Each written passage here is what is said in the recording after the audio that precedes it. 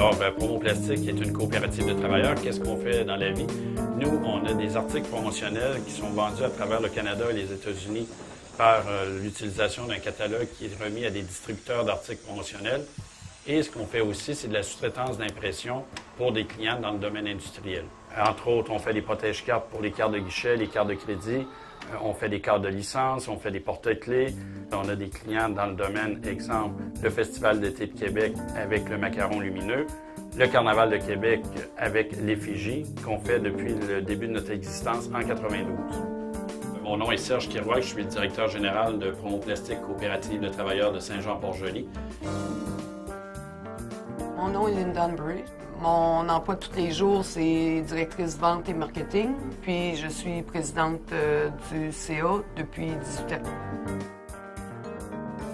Mon nom est Ronald Jean, je suis technicien. Je touche à peu près tout. La tempo, la sérigraphie et l'ultrason. Au départ, nous étions la division imprimerie de Plastique Gagnon et d'articles promotionnels. Ce qui est arrivé à ce moment-là, c'est que Plastique Gagnon a décidé d'orienter ses activités dans le domaine industriel. C'est à ce moment-là qu'on a un peu regardé de mon côté pour trouver un acheteur pour la division imprimerie. Monica Gagnon, directrice générale de Plastique Gagnon. Nous sommes une entreprise familiale de troisième génération. On a commencé dans les années 48 à faire du plastique à Saint-Jean-Port-Joli. J'ai fait le choix de retirer de mon travail pour rester à la maison avec mon enfant. Et donc, nécessairement, ça nous a amené à prendre une décision pour la division Promo Plastique, qui était la division d'articles publicitaires par l'objet et imprimerie. Alors, la première idée qu'on a eue, qui nous semblait la seule logique et intelligente, c'était de vendre à nos collègues de travail, les gens avec qui on travaillait depuis longue date. Vraiment, là, Plastique Gagnon, là, vraiment aidé à ce que le transfert se passe très bien. Puis on vraiment collaboré, donné pas mal tous les chiffres là, afin qu'avec le CLD, on monte un plan d'affaires. Au moment du lancement de Promo Plastique, à l'époque, j'étais le commissaire industriel, agent de développement ici. Donc, j'ai eu à travailler, à traiter la demande d'investissement pour démarrer Promo Plastique. Quand on a regardé la capitalisation et la mise de fonds de l'entreprise, c'est là que l'idée nous est venue de parler de la coopérative, parce que si sont 10 ou 15 individus à faire une mise de fonds en même temps pour acquérir une entreprise manufacturière, c'est plus facile de faire le levier, l'effet levier pour les institutions financières. On a commencé avec 9 membres fondateurs. Parmi les 9 personnes, il y avait 6 employés qui étaient déjà en emploi de Plastique Gagnon. Donc, on avait une base de personnel qui était compétent. Les travailleurs sont ceux qui ont l'expertise. Souvent, on dit une entreprise est à vendre, mais oui, une entreprise, c'est des actifs, c'est des machines.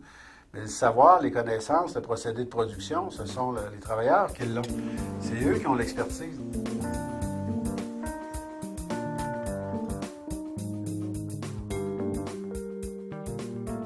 Comment on fait pour, je dirais, convertir un partenaire financier au modèle coopératif? C'est pas nécessairement évident parce que c'est pas un modèle qui est très, très connu. La plupart des partenaires financiers n'ont pas de spécialistes, sauf à rares exceptions. Donc, ce qui est important pour les coopératives et les entrepreneurs, c'est d'aller voir des partenaires financiers qui ont une habitude de travailler avec ces dossiers-là. Il n'y a pas de coopérative qui ne s'est pas démarrée parce qu'on n'a pas trouvé les argents. Ça s'est toujours concrétisé.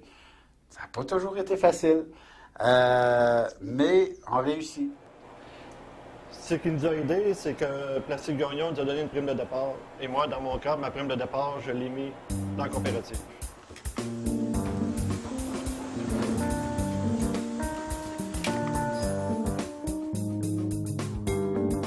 Quand on est parti sous forme de coopérative de travailleurs, les gens de l'extérieur, plusieurs nous ont dit là, qu'il y aurait beaucoup de chefs, pas beaucoup d'Indiens, puis ils doutaient un peu là, que ça fonctionnerait bien.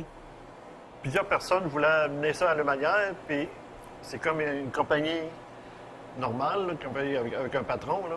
Ça prend un directeur général, ça prend les ventes, ça prend des contremaîtres, ça prend des chefs d'équipe. Habituellement, ce type de transaction-là, la principale problématique et le besoin d'accompagnement de la CDR vient du fait qu'on passe des travailleurs qui vont devenir propriétaires de l'entreprise. Donc, il faut bien canaliser toute la transformation que ces gens-là vont avoir de pouvoir concilier leur chapeau de travailleurs et de dirigeants. Donc, tout le fait qu'ils doivent, lorsqu'ils sont le jour à travailler sur une presse ou à faire des activités précises, le soir, ils deviennent sur le conseil d'administration et il faut faire attention de ne pas mêler les rôles de chacun. Donc, le jour, on travaille, le soir, on gère l'entreprise. Au fil des ans, ça a prouvé là, que c'était une très bonne formule.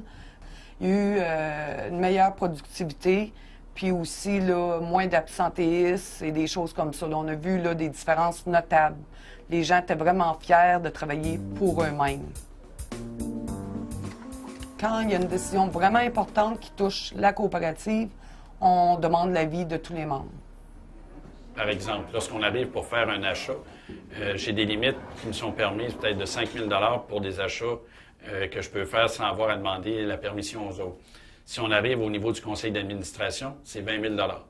Tout achat en haut de 20 000 $, il faut aller en assemblée générale. Parler à n'importe quel membre travailleur d'une coopérative qui sont fiers de leur travail parce que ça leur appartient.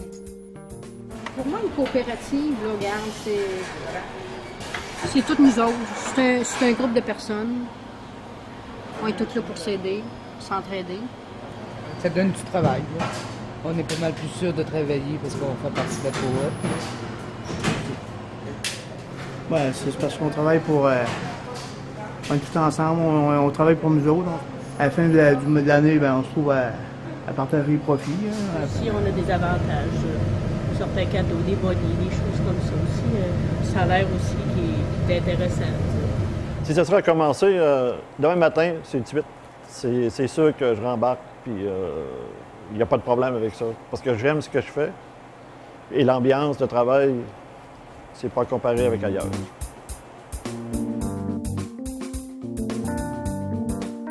Je peux dire que presque 20 ans plus tard, on a presque triplé le nombre de membres. Au niveau du chiffre d'affaires, la même chose. Puis on a évidemment au cours des années un peu diversifié notre ligne de produits, puis augmenté là, la clientèle. Le festival d'été, depuis maintenant 9 ans, fait affaire bien entendu avec la firme Promo Plastique de Saint-Jean-Port-Joli.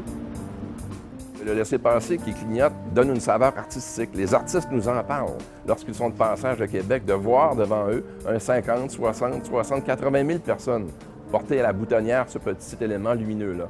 Du passage de la Chine, on a eu la chance de ramener tout ça près de chez nous. Et aujourd'hui, la production se fait à Saint-Jean-Port-Joli, une production tout à fait heureuse qui rejoint complètement les besoins de notre opération.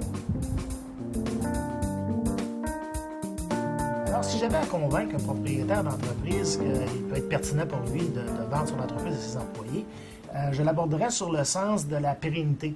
Donc, souvent, il a fait des efforts, il a investi dans son entreprise pendant 20, 25, 30 ans. Et vendant à une tierce partie, il risque que son entreprise soit démantelée, que son usage soit changé, que sa philosophie soit changée. Et que par la suite, il pourrait même y avoir des pertes d'emploi dans les travailleurs avec qui il a travaillé depuis plusieurs années. Donc, en tapant sur le clou de dire, en vendant à tes employés, tu risques d'avoir le même argent que tu aurais eu si tu l'aurais vendu à quelqu'un d'autre, sauf que tu vas donner une chance à tes employés, aux gens de ta municipalité de continuer à opérer et à travailler dans un contexte qu'ils connaissent. Ça sera un must pour toi. La vente à l'extérieur, pour nous, n'était pas... c'était vraiment pas une solution confortable. Promo Plastique, c'était notre bébé. C'était ici depuis 1948. On voulait que ça reste à Saint-Jean-Port-Joli. Et on voulait que ça reste aussi avec nos collègues de travail, les gens qui y ont travaillé, qui ont mis du cœur. On peut penser grand aussi en coopérative. C'est pas juste des petits dépaveurs sur le coin des rues, là. C'est pas juste des cumos où on se prête de la machinerie. Il y a des beaux modèles coopératifs qui génèrent beaucoup d'emplois au Québec, là. C'est un beau modèle et ça reste propriété québécoise, locale, parce que c'est plus dur d'acheter une coopérative et de la déménager. Il faut que tu achètes 150, 200, 300 membres.